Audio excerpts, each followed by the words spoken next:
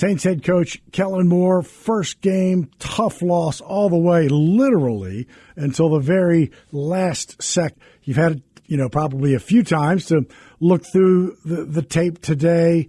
Impressions now that you've seen it a couple of times. Yeah, it was just a great battle. It was a great game.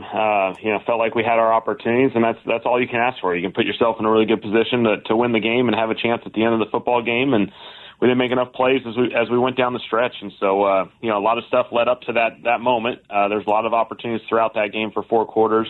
We got to play a cleaner game. We got to clean some things up. But I love the way our guys battled. I love the energy. I love the juice. If our guys play like that each and every week, we're going to be winning a bunch of games.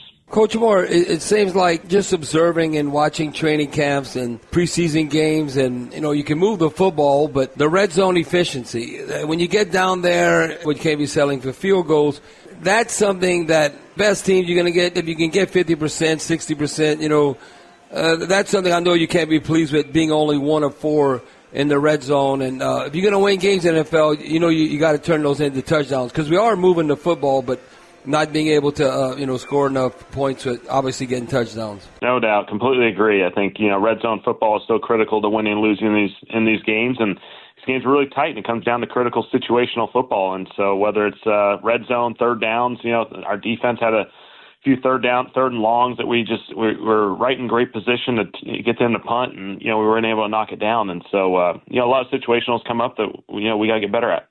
Speaking of situational football, Coach, are you a 2-for-1 coach as far as clock management? What I mean by that, you win the toss, you defer, and then to close out the first half, I don't know if it's the right word, stealing a possession, but stealing a score, an opportunity, 2-for-1. But what is the strategy going into that? Because, I'm sure you've heard it, and a number of fans, they want to know why we went into the locker room with all those 3 timeouts, where it seems like we could have had around a minute, a little bit more. So even if we don't have good field position, we could still be more aggressive in trying to get at least into scoring range before half. Yeah, no doubt. That's totally fair. I think, you're always looking for 2-for-1 opportunities. I think that's an important opportunity in the middle of the game. And so, it was a difficult decision as you go through that. It felt like, us getting the ball in the second half, they still had all 3 timeouts. So they could have flipped that thing around a little bit. And so, certainly I can see ourselves banging timeouts a lot of times in those situations. Felt like we were in a good position. We were still in a 1-score game. We had the ball coming out of it, and we didn't take advantage of that opportunity. Coach, you've seen obviously many times today, and from an execution standpoint, the Spencer pass to Juwan Johnson, that if not for Jalen Thompson and Budda Baker, that's how you draw it up, right? It's exactly the throw you want made. Juwan did exactly what he was supposed to do. Yeah, I thought we gave ourselves a chance. Essentially, we had 3 plays, 3 shots in the end zone at that point. Once we clocked it, we knew we had 3 shots, and we just weren't able to finish it. And we were really, really close on that one. I thought it was, with the limited time that you had to make a quick decision. We were close on it, Obviously, Juwan was able to make the initial catch, and they did an excellent job of attacking the football all the way through, the contact to the ground. Kellen, we were doing the post-game show, and I always say, I don't know, Alvin Kamara to me is our most explosive player. I say he needs more touches. Is that a game plan? The game plan, I'm looking at 13 touches. He had 57 total yards of scrimmage, where I said we need to double that. He needs to have about 114. I can remember when we were really rolling offensively, he's about 125, 130, and he's had games over 150. But having 13 touches, that's something maybe that I know it's a long season, but having like 20 touches plus. Yep, no doubt. Alvin's a special player for us. He's going to get a lot of opportunities, and the way that game went down, we weren't able to play in mixed downs as well as we could have because of we shot ourselves in the foot too many times. Penalties, putting ourselves in second and longs, not able to play rundowns as many times as we'd like, and so we definitely want to give him more opportunities. Coach, in another area, I talk about red zone, and then like third down efficiency. That can't be 30-some%. That's not winning football. You can't control the ebb and flow of a game or the time of possession. And I'm looking at one reason why they had the ball basically 7.5 minutes more, because you're behind the sticks because of the penalties, and then you're not converting on third down. And the same that it worked out when we went tempo, looking with Rattler, we had the Cardinals on their heels. He was 13 of 16, 115 yards. But then you can't have a damn penalty when now it's we had a good play, but it's like whatever, a 1st and 15. But I know you're addressing that with the team, and that we have to grow from that going forward. Yep. A lot of growth opportunities for our guys, and so by no means was it good enough. We want to win football games. We want to play better. I'm really excited about the way our guys are going to respond to this, and so the situational football is going to be a big point of emphasis. The clean operation is going to be a clean point of emphasis, and we got to put ourselves in better situations because I know we can. Coach, I agree with Bobby. I think the up tempo, really kind of favored into Spencer's hand, but did it play because they also went up tempo a lot? They also had 9 penalties. That's 22 penalties between both teams. Does tempo sometimes play a role in that? It can potentially. They called that game really tight, and I think I think it was consistent. They called a lot. They called the procedural thing really, really tight. Our guys got to be really, really dialed, and so we put a lot of time and emphasis into that all off season. And so it was a frustrating thing I think for everyone on offense in particular, and a couple on defense, couple on special teams. It's a big time growth opportunity for our guys, and I think our guys will respond really well this week because if we clean up that. The tempo operation had a lot of success. You always like teaching moments after a victory. Sometimes it doesn't happen that way. Can you talk about Kool-Aid McKinstry? I thought he made some really excellent plays, and I thought there were also some teachable moments. When you're guarding Marvin Harrison, you get some of those 45 yards where he wasn't like he was out of position, but maybe it's sometimes to just get your head around, right? I mean, were there some teachable moments for Kool-Aid? Yeah, absolutely. I think, we've talked a lot about Kool-Aid. We feel so good about him and the progress he's made, and he's going to play some tough downs in this league. He's going to play against some of the best of the best, and he's going to have those one-on-one opportunities. And so we feel like he's going to win more than he loses, and so he's just got to respond the right way. There's certainly, he's close right there. He's attacking the football all the way through the catch. I think we're really, really close on that play, and I think that was the big thing about our defense was they're so much good, and then they have a really long pass, and then they have a really long run, and those are two of the biggest plays in the game that kind of put them in favor. Yeah, Coach Moore, along those lines, you talk about explosive plays, and I know you never want to look into last year, but the Saints fans, we look at a year ago, allowed those type of games. Man, we played overall seems like good defense. Then when you give up 45 and 52 yards, what ends up happening, like the cat and mouse game, you flip the field, and then it sets up, and the Cardinals actually got scores because of those big chunk plays, those explosive plays. So just as a defense, I know Brandon Staley's definitely emphasizing that. Now, you want to get those plays, but don't give those up. Yeah, no doubt. I think, we talk so much about turnover margin, right? That's the big thing that everyone talks about. But explosive plays is right there with turnover margin. And so you don't get to take those explosive plays out and say, hey, we played great run defense and great pass defense. They all count. They all count the same. And that's such an impactful plays within these games.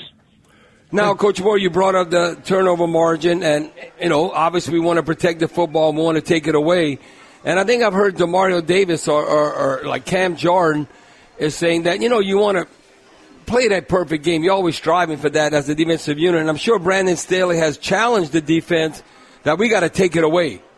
You guys, it's good that we're protecting it, but we have to be opportunistic in taking that football away, whether it's, I'm not saying pick six or scoop and score, but whether you're punching it out or just getting the interception and changing the momentum that way.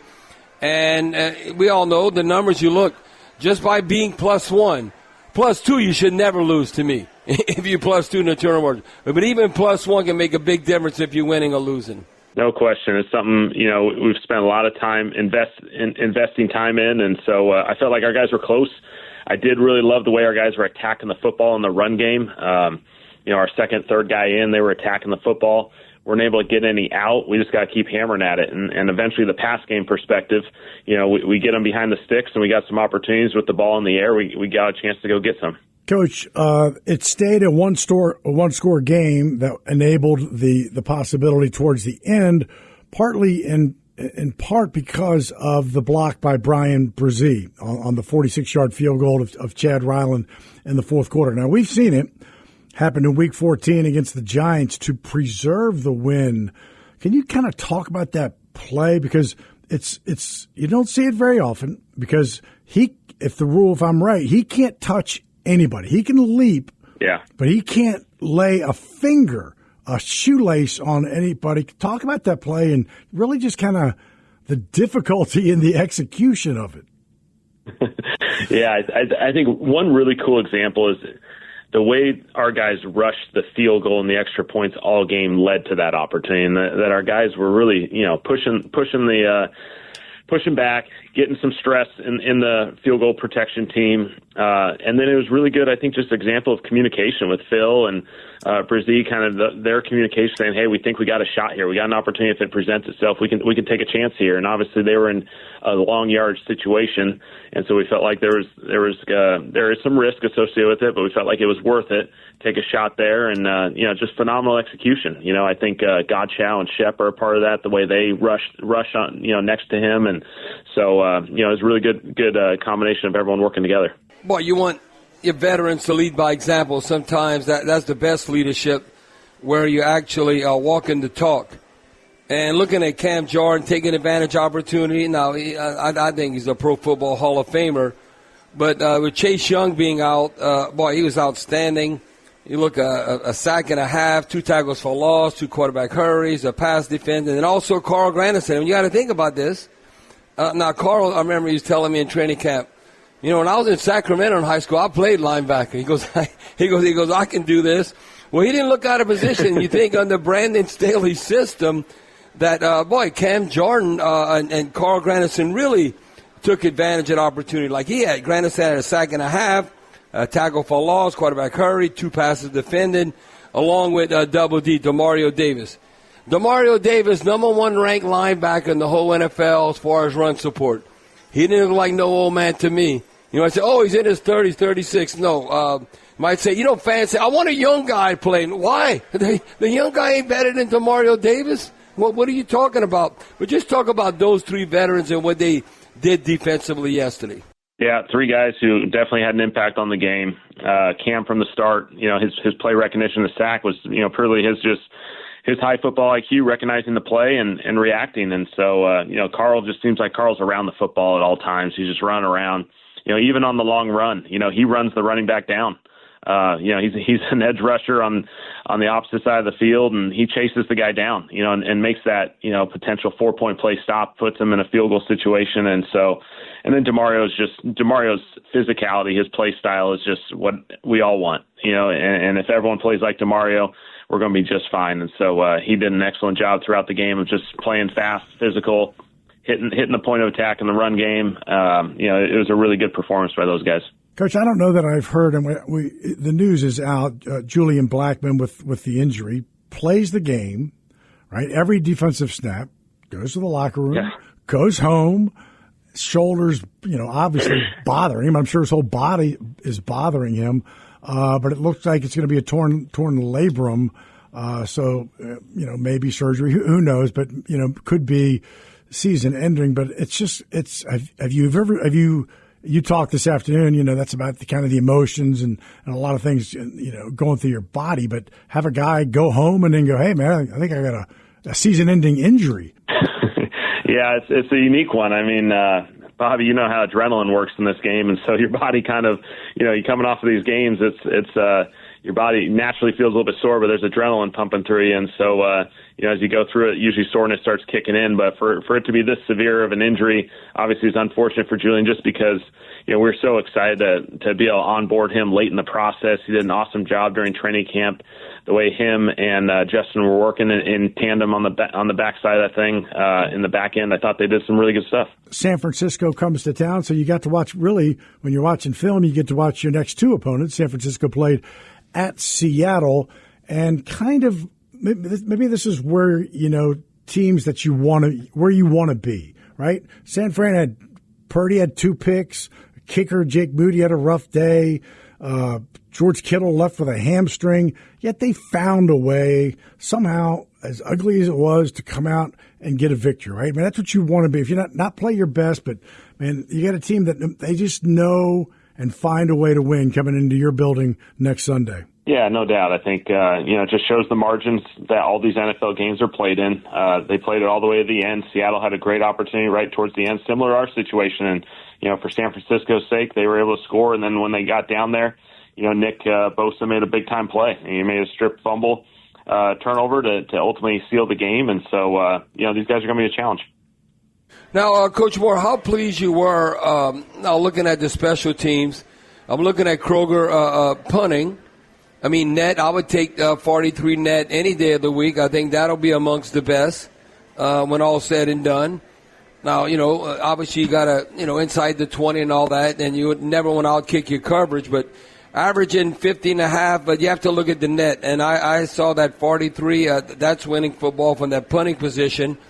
And then you look at Kendra Miller. We kind of think of him just as a running back, but look how, flipping the field and field position at 43-yard kick return. I think Kendra Miller might break one and have a great opportunity to score a touchdown that way. We all know Rashid Shaheed can take a punt return to the house. But when you looked at the special team units, how would you say you fared? And obviously I know, come on. As much as we love him, Blake Gruber got to make that kick. That's like an extra point. And he made everything in training camp, and now you got to make it in the regular season game. So kind of a mixed bag when I look at the special teams because points are so precious. And then for us to not make that kick, because, we take it for granted. You turn your head, but he missed it, what? And you think he's going to be automatic. But just break down the whole return game and the kicking game. Yeah, there's certainly a lot of good. We did have some missed opportunities, like you said. I thought Kai punted it really, really well. I thought our punt unit as a group, protection, execution downfield. We had one where we allowed them to, get out in space and get a good return. Outside of that, though, I thought Kai did an awesome job. Thought, our gunners, put us in good position, got it down there, forced some fair catches. And so there's a lot of positives with that. From a kickoff perspective, I think our first kickoff of the game I thought was a great example setting the tone. Started at the 21-yard line. I thought our guys did an excellent job. Kendra, like you said, he was close. I think the guy got his foot. If he doesn't get his foot, he might be gone. And so, we feel like he's really close. He's going to get one of these really soon. And so, and then the points, we had a missed op. And everyone knows that. And we've got to take advantage of every opportunity we have to put points on the board and put ourselves in position to win them. Coach Moore, that's one thing the Saints fans, who that nation, we take for granted because we've always been for sure top 5, if not top 3 on special teams. And I didn't get a chance to talk to you, but I remember when the Saints got rid of Chris Banjo. I'm like, what? This guy's a stud on special teams. Why are we getting rid of him? And then he ended up going to the Cardinals. Now I think he's coaching with the Broncos and Sean Payton, that being Chris Banjo. Yep. Then look at J.T. Gray. Now an opportunity with him with the Ravens, and he was all pro. Is this a fair assessment? Because I'm a fan of his. He's kind of that tweener. He'd be a small linebacker, but a big safety. Stallbird. He ended up leading the team with 2 special teams tackles. Does he have that kind of ability when all said and done? I know, like in that one, I think the first preseason game, he might have had 4 special teams tackles, which is outstanding. So what is your take on him? And explain maybe to fans, because a lot of fans we like J.T. Gray because he had that kind of impact. And because he's not just a Pro Bowler, he was all pro. Yeah, no doubt. No, we love JT, and obviously he's had a tremendous career, and that was arguably the toughest roster transaction over the last week that we had to do. And there's because it's not easy. It's not easy at all. Just with the roster flexibility and roster management, we felt like it was the best decision for us. Certainly with guys like Isaiah. Isaiah, I think, is a tremendous special teams player. His impact since the first preseason game all the way, through yesterday, like he's going to have an impact on each and every game from a special teams perspective. And we feel like we're getting contributions from a number of guys. I think, with Valus as a special teams guy, Sanker obviously has made some plays. That linebacker unit is giving us some really good work there. And so we feel like we got some guys who are going to help contribute. And, the standard's still the standard, and we're going to have a high impact there on special teams. And just giving some guys some time, right? Vele, you just got him, right? Awesome Richards on August 26th, Luke Fortner, a lot of these guys who played yesterday, if it's Vele, he had 3 touchdowns and 24 all inside the red zone. Give him some time. These guys are going to grow. They just got here. Yeah, we made some moves as the season got near, and so it felt like those are going to help our team as the season progresses. Certainly, those guys' opportunities. There's probably a decent chance their opportunities increase as they go, and so it's about acclimation now and getting those guys ready to contribute in really meaningful ways.